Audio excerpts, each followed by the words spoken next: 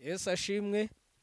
Dushimye Imana kubw'uyu mwanya turimwo wo gusenga. Imana ihimbazwe kandi icyubahiro kibi cyayo no kuvuga ku ijambo ryayo. Imana ihimbazwe rero kuko iduhaye uyu mwanya kandi turanezerewe, tunejejwe no kuba no kuri uyu musozi. Uyu musozi ufite amateka ya byinshi mu buzima bwacu. Imana ishimwe cyane. Amena. Yesu ashimwe. Uyu munsi ndashaka ko tuganira ku ijambo ryo imbaraga ziva mu gusenga. Imbaraga ziva mu gusenga. Se gusenga ni iki? Hari imbaraga ziva mu gusenga, hari intwaro dukoresha yitwa gusenga. Imbaraga ziva mu gusenga nizo tugiye kuganiraho. Imana ishimwe. Muri kumwe na Pasiteri Karekezi, ndi kumwe na madamu nawe yabibwira. Nitwa Gusenga Christine. Imana ibagirire neza. Turifuza kubaganiriza ku mbaraga ziva mu gusenga. Imana ishimwe. Reka rero dusabe n'ubundi Mama Debora asenga Imana dukomeze iyi gahunda yacu. Tugushimiye umwanya mwiza uduhaye wo kumva ijambo ryawe.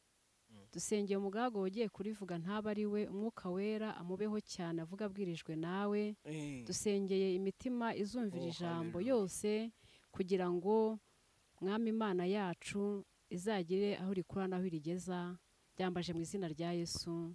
Amen. Yesu aguha umugisha cyane. Amen. Kandi atugire neza muri uyu mwanya. Ndashaka ko dusoma ijambo ry'Imana hara mu Bakorino ba kabiri ibice byaho 10, ufate ku murongo wa 3 ugeze ku wa 5 twumve ayo magambo ahari. Nubwo tugenda dufite umubiri w'umuntu, ntiturwana mu buryo bw'abantu, kuko intwaro z'intambara yacu atari iz'abantu, ahubwo imbere y'Imana zigira imbaraga zo gusenya ibihome no kubikubita hasi. Dukubita hasi impaka n'ikintu cyose cyishyiriye hejuru kurwanya kumenya Imana. Dufatamira ibitekerezwa mu mitima byose ngo tubigomorore Kristo. Imana ishimwe. Amen.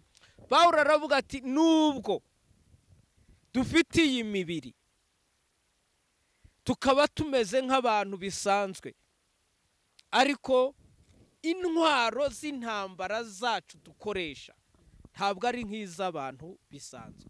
Yesu ashimwe. Amen. Bivuga ngo nubwo dufite iyi mibiri, ariko intwaro dukoresha z'intambara ku rugamba dufite ntabwo ari nk'iz'abantu.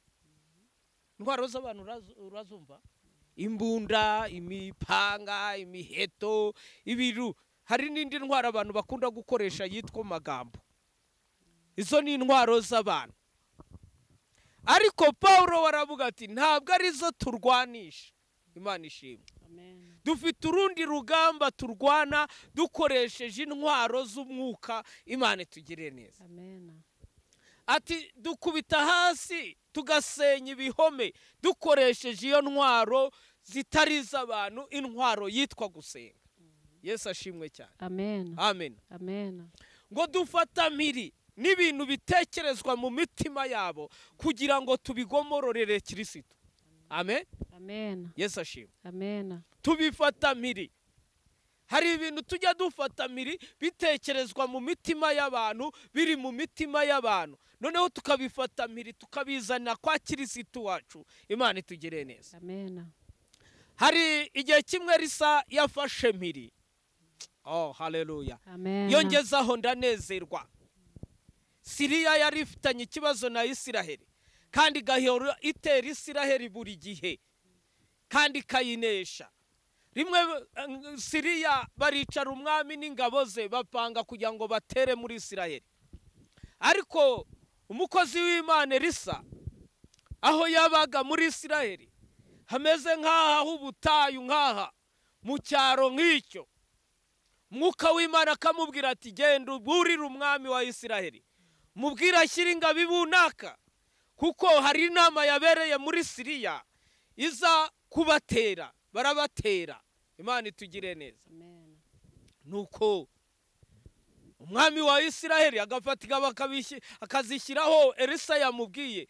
Bibiliya iravuga ngo si rimwe si kabiri Imana yagiye ikoresha gutyo. Siriya rero igira ikibazo, umwami aricara aravuga ati ariko ndashaka kumenya umuntu tuvamwo akajya gutanga amakuru muri Isiraheli. Bibiliya ivuga ijambo rikomeye ngo ibyo tuvugira mu murere, ibyo tuvugira hano mu ibanga ryacu, ninde ujya kubivuga? Ndashaka kuvuga uburyo dufata mpiri n'ibitekerezwa mu mitima y'abantu. Abantu bajya bagoka mushaka kumenya amakuru y'ibuna y'uko bakuvuga, y'uko bagira, ukirirwa utanga ibyawe, ukirirwa ushakisha ubaririza, ukurura inshuti mu rugo zigushakira amakuru. Oya, jya gusenga uramenya amakuru. Imana ishimwe. Oh, haleluya. Nitujya gusenga turamenya amakuru, dufata mpiri ibitekerezwa. Nuko ateranyije inama, umwe mu bari bagize iyo nama y'Abasiriya aravuga ati ariko utagira ugira icyo uhora ubusa. Rwose umuntu witwa Elisa uba muri Isiraheli niwe ujya umenya ibyo tuvugira hano aba muri Isiraheli. Umwami atese ubwo birashoboka. Situzi uburyo ajya akoresha kugira ngo amenye ibintu twavugiye hano mu nama muri Siriya kandi ari muri Isiraheli. Ariko ubu buryo buyobeye abantu. Ubu ni uburyo bwo gusenga. Mwuka wera akatuganiriza, Mwuka wera akaduhishurira, Mwuka wera akatubwira. Imana ishimwe cyane. Amen. Amen. Amen, amen. Nuko ati reka ntume ingabo zizajye kugafata. Batuma batayo yose iragenda yinjira muri Isiraheli, igera kwa Elisa. Umukozi wa Elisa witwaga Gehazi ngo akinguye akuyeho nk'akarido, agiye kubonabona hanze huzuye abasirikare. Abwira Elisa ati turapfuye databuja, turapfuye, dore ingabo za Siriya ziri hanze kandi ziratumara. Amaso ya Gehazi, uyu mwanya ndasenga kugira ngo Imana yica amaso ya Gehazi ku bantu. Hari abantu bafite amaso nka ya Gehazi. Hari igihe tugira amaso ya Gehazi, amaso areba hafi, amaso atizera. Imana itugirire neza. Yesu ashimwe. Amen. Elisa aramubwira ati ariko urabona bangana iki? Ati ni benshi databuja, turapfuye.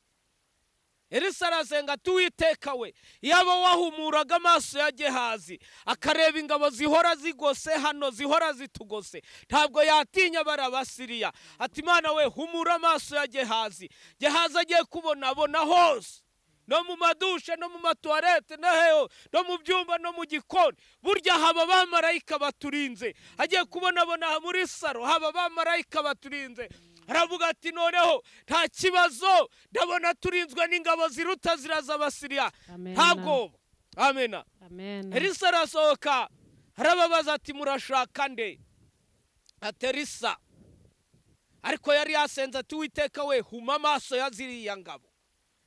Imana izihuma amaso. Aravuga ati mwibeshye. Arazishoreye azijyanye aho umwami Ahabu wa Isirayeli yaraza Samariya. Arazijyanye ati muze njye kubabereka. Ariko Uwiteka yari yahumye amaso y'izo ngabo. Elisa ajya imbere arazishorera. Aha bakimara kumubona aravuga ati Elisa none hararinkoreye, nari nakwepye ingabo za Siriya none arazizanye naho nahungiye. Ariko Elisa aramuhamagara ati nkoze ibiki? Elisa aramubwira ati wigira ubwoba, twazifashe mpiri, dukoresheje imbaraga yitwa gusenga, dukoresheje iyo mbaraga dufata mpiri. Imana ishimwe. Arazishorera arazijyana. Ahabu agiye kubonabona zimutuyemo. Elisa aramubwira ati bwira abasirikare bawe babakureho intwaro, babakuraho intwaro zose. Nuko Elisa arangije arasenga ati Uwiteka we, humura amaso ya zino ngabo. Ngo akimara guhumura amaso, ingabo za Siriya zisanga zaguye muri ambushi ingabo za Isiraheli, nta ntwaro zigifite. Dufata mpiri, turasenga tugafata mpiri ibintu byose. Imana ishimwe. Tukabigomorora Kristo. Nuko Ahabu umwami wa Isirayeli abwira Elisa ati tubice se?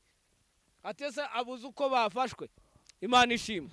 Amen. Ahubwo ibyo mwari mutetse ni mubibahe barye, gusa nta ntwaro tubaha, ariko bagende babwira umwami wa Siriya ko muri Isiraheli hari Imana. Oh haleluya. Amen. Oh haleluya. Amen. Ubwira umwami wa Siriya ko dufite Imana. Barabagaburiye barabareka. Bakimara kugera muri Siriya, umwami wa Siriya arababaza ati byagenze gute? Urugamba rwagenze gute? Ko nta n'intwaro mufite, mwarwanye gute? Bazibambuye gute? ariko umugabo w'ingabo aramubwira ati hari imbaraga tutazi, twarwanye n'akagabo kamwe gusa. Amena. Kadujoreye gakoresha ubuhe buryo se? Ntabwo tuzi. Twashidutse tugeze ahantu tugoswe n'ingabo za Isiraheli, dushiduka badukuraho intwaro. Uyu mugabo uburyo arwana ntabwo tubizi. Iyo twakoresheje intwaro yitwa gusenga, hari uburyo turwana abantu badashobora kumenya. Dufata miri, dufite imbaraga zisenya ibihome, dufata miri n'ibitekerezwa mu mitima y'abantu. Wowe wirirwa ushakisha amakuru yawe hirya no hino, ngwino senga, Imana iguhishurira ikiriho. Dufata miri n'imigambi y'abantu badutekerezaho nabi ku buzima bwacu. Imana ishimwe. Nuko Siriya igira ubwoba, ingabo ziravuga ngo ntabwo tuzonya gusubira muri Isiraheli. Hari umugabo urwana mu buryo budasanzwe. Paulo yavuze ngo iki? Ati nubwo mutubona tufite imibiri y'abantu, ariko intwaro turwanisha ntabwo ari nk'iz'abantu. Abantu bafite izi ntwaro zisanzwe, twe dufite intwaro z'umwuka y'abakangurira gusenga. Imana ishimwe. Iyi ntwaro yitwa gusenga yo yakoze kuri Yeriko. Yeriko yari yananiranye, ariko aba bagabo bari bafite icyo Imana yabavuzeho. Yosuwa ngo arangije yibuka ibyo Imana yavuze igihe cya Mose na Aroni. Nuko arayibwira ati ariko si wowe watubwiye ko tuzinjira muri Yeriko? None Yeriko yatunaniye, twakubiseho amatindo byanze, twakubiseho intambi byanze. Intwaro turwanisha si nk'iz'abantu, si amatindo si intambi. Intwaro yitwa gusenga. Ahamagaye ijuru ngo agiye kubona umusirikare udasanzwe ahagaze iruhande rwe, ngo aramubwira ati ese wowe uturutse he? Uri uwo mu babisha cyangwa uri uwacu? Aramubwira ngo nje none aha kubw'ingabo z'Uwiteka. Nimushyire intwaro hasi zisanzwe. Intwaro turwanisha nk'iz'abantu, intwaro muzishyire hasi, tuzenguruke Yeriko inshuro 7. Imana ishimwe. Abantu ntabwo bumvaga uru rugamba kuko rutari rusanzwe. Munsi wa mbere barazengurutse barongera baricara. Uwa kabiri abarimwo bize igisirikare b'abakomando bati ibi ni ibiki? Azadufata. Ntwaro twose twazishyize hasi, ariko ngo kwicura amakondera n'ibiki byose Yeriko irariduka, nta ntwaro z'abantu zahakoze. Dufata mirini ibitekerezwa mu mitima y'abantu. Amen.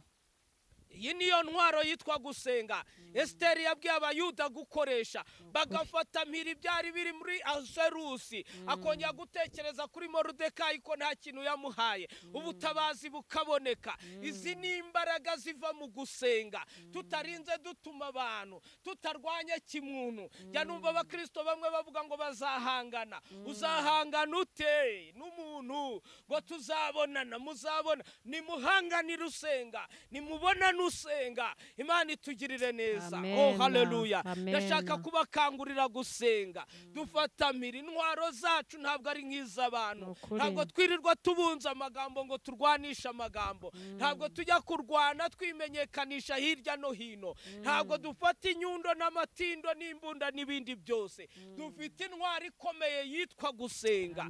Imana ishimwe. Tugomba gufata miri ibitekerezwa mu mitima y'abantu, tukabigomororera Kristo. Elisa afata miri batayo yose, abasirikare 100 ngahe, arabashorera abajyana i Samariya, arabajyana ageza hirya, akoresheje imbaraga y'Imana yitwa gusenga. Muhamagara ijuru rigatabara. Yeriko yarasenyutse kuko Yosuwa yarahamagaje ijuru riraza rigira ibyo rikora. Imana ihimbazwe. Ndashaka kubabwira imbaraga ziva mu gusenga. Ndashaka kubabwira imbaraga ziva mu gusenga. Nidusenga tuzafata miri. Waba ufite urugamba, waba ufite ibikugose muri iyi minsi, ariko ndagira ngo nkubwire ngo nta yindi ntwaro ugomba gukoresha. Ni intwaro yitwa gusenga. Ibitekererezwa ku by'abantu biri muri Amerika twabifatira miri hano Kanyarira. Imana ishimwe. Ibyo muri Aziya bigutekerezaho ukuntu twabifata miri turi hano. Imana ishimwe. Ibiri muri Afurika bidutekerezaho ukuntu twabifata miri. Ari ibyiza tukabifata miri, ari ibibi tukabifata miri, dukoresheje intwaro yitwa iki? Gusenga. Oh haleluya. Imana ihimbazwe. Imbaraga z'Imana zitube hafi. Paulo rero aravuga ati nubwo mutubona dusanzwe, dusa namwe dufite imibiri, ariko ntabwo turwana nk'abantu sha dufite ubundi burwanyi budasanzwe nk'ubwo Elisa yakoresheje dufite ubundi burwanyi bwitwa gusenga n'abakangurira gusenga kandi twambara imbaraga mu gusenga. Imana ibagirire neza, imbaraga z'Imana zigumye kubaba hafi kandi mufate mpiri ibyo ari imigambi ya Satani tuyifate mpiri, ari imigambi y'ibyiza nanone bitugambiriyeho birimo tubifate mpiri, tubyikomorore twiyatureho. Imana ishimwe. Nuko ngo Siriya iravuga ngo ntituzongera imirwano y'uwo mugabo ntituyizi. Umwami wa Siriya yabaza amajenerali wari uyoboye ingabo, mwafashwe mute? Ntabyo tuzi. Mwarwanye muteze? Ntabyo tuzi. Iyo turimo dusenga hari ibisubizo bijya biza, hari n'ibyo dufata mpiri ntibimenye uburyo byafashwe mpiri kubwo gusenga. Imana ibagirire neza rero kandi Uwiteka babe hafi, n'abakanguriraga kugira ngo tube mu mbaraga zo gusenga, imbaraga ziva mu gusenga. Imana ibagirire neza. Uwiteka we uhumuriza imitima yose yakiriye iri jambo kandi kugusenga kugira icyo gukemura ku buri wese. Urakoze rero, uduhe kugubwa neza kandi amahoro yawe agumye kutubaho mu izina rya Yesu Kristo, amen. Imana rero ibagirire neza kandi Imana ibabe hafi. Nagira ngo tuganire mu buryo bwo gusenga. Yesu abafashe kandi Yesu agumye kububaka muri byose, amen.